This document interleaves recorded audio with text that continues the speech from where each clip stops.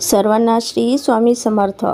होळी 2026 या विषयीची संपूर्ण माहिती आज आपण बघणार आहोत. होळी म्हणजेच हुताशनी पौर्णिमा.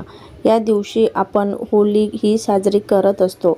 तर या वर्षी बऱ्याच जणांना प्रश्न आहे की होळी दहन हे 2 मार्चला करायचे आहे की 3 मार्चला. या दिवसांमध्ये तसेच चंद्रग्रहण हे सुद्धा असणार आहे. तर आपल्याला होळी प्रज्वलन म्हणजेच होळी दहन हे 2 मार्चला रात्री करायचे आहे आणि नंतर आपल्याला 3 मार्चला धुलीवंदन म्हणजेच रंगांची होळी आपल्याला ही करायची आहे.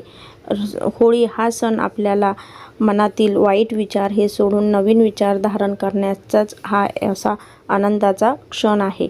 तर या आनंदाच्या क्षणामध्ये आपण कोणती काळजी घ्यावी, या होळीच्या दहनामध्ये आपल्याला कोणत्या वस्तू टाकाव्या याविषयीची संपूर्ण माहिती आपण या व्हिडिओमध्ये बघणार आहोत.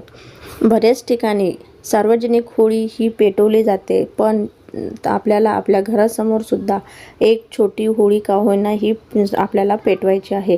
तर होळी का पेटवावी आणि कशी पेटवावी, या दिवशी आपल्याला आपल्या घरासमोरील जागा ही स्वच्छ करायची आहे आणि त्या ठिकाणी रांगोळी काढून मध्यभागी आपल्याला शेणाच्या गौऱ्या ह्या आहे आणि त्याच्यामध्ये एक एरंडाची काडी ही टाकून आपल्याला ही गौऱ्यांची रास मोठी करून याला होळी आपल्याला ही पेटवायची आहे.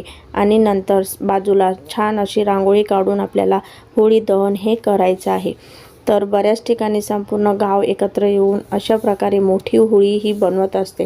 तर या होळी पेटवल्यानंतर आपल्याला यामध्ये काही वस्तू ह्या आवर्जून टाकायच्या आहे, ज्यामुळे आपल्या जीवनातील आणि आयुष्यातील आपल्या आरोग्याशी रिलेटेड काही गोष्टी ह्या आपल्याला त्रास देत असतात. तर त्यांचा नाश हो अशी प्रार्थना करून आपल्याला होळीमध्ये ह्या वस्तू टाकायच्या आहे. तर त्या वस्तू कोणत्या आहे, सर्वप्रथम आपण होळीमध्ये गौऱ्या ह्या टाकायच्या आहे. यामुळे आपल्यामध्ये असणारी किंवा घरामध्ये असणारी नकारात्मक ऊर्जा ही कमी होते आणि तसेच वातावरण शुद्ध हे होत असते. यानंतर आपल्याला टाकायचं आहे पूजेसाठी वापरलं जाणारं पान, कापूर आणि लवंग. यामुळे सुद्धा आपल्याला आरोग्य विशेष लाभ हा होत असतो. त्यानंतर आपल्याला होळी दहनामध्ये सुकं नारळ हे आवर्जून टाकायचं आहे. यामुळे लक्ष्मी प्राप्तीची हा एक उपाय म्हणून आपल्याला करायचा आहे आणि लक्ष्मीची कृपा आपल्यावरती राहते अशी मान्यता आहे. यानंतर आपल्याला जी होळी पेटवलेली असते यामध्ये आपल्याला चंदनाचं लाकूड हे थोड्या का होईना प्रमाणात आपल्याला टाकायचं आहे. यामुळे आपल्या घरामध्ये सुख, समृद्धी आणि सकारात्मक ऊर्जा ही वाढत असते. त्याचबरोबर आपल्याला या होळी दहनामध्ये आपल्या घरातील कोणी बिमार व्यक्ती असेल किंवा लहान मुलं असेल त्यांच्यावरतून आपल्याला उतारा करून पिवळी मोहरी ही सुद्धा आपल्याला होळी दहनामध्ये टाकायचे आहे. तसेच काळे तीळ हे सुद्धा आपण होळी दहनामध्ये टाकल्याने आपल्या घरामधील आजारपण आणि येणाऱ्या कामांमध्ये अडचणी ह्या कमी होतात अशी एक मान्यता आहे. यानंतर आपल्याला होळीला नैवेद्य हा अर्पण करायचा असतो.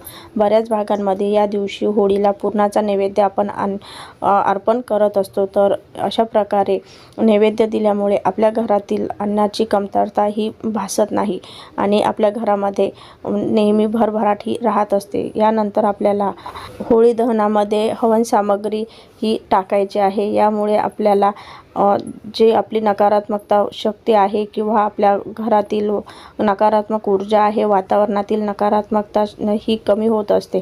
कारण होळी हा असा सण आहे ज्या दिवशी पौर्णिमा असते आणि आपण बऱ्याच जण मानत असतो की पौर्णिमा, अमावस्या या दिवशी वातावरणामध्ये एक नकारात्मक ऊर्जा ही फिरत असते. तर त्याचा आपल्याला काही त्रास होऊ नये म्हणून ही सर्व प्रथा आपल्याकडे चालत आलेली आहे. तर अशा प्रकारे आपल्याला संपूर्ण होळी पूजन हे करायचं आहे आणि होळी त्यानंतर दुसऱ्या दिवशी आपल्याला रंगांची होळी ही सुद्धा करायची आहे. तर तुम्हाला आजचा व्हिडिओ आवडला असेल तर चॅनलला जास्तीत जास्त लाईक करा, शेअर करा आणि माहिती कशी वाटली हे कमेंट्स करायला विसरू नका.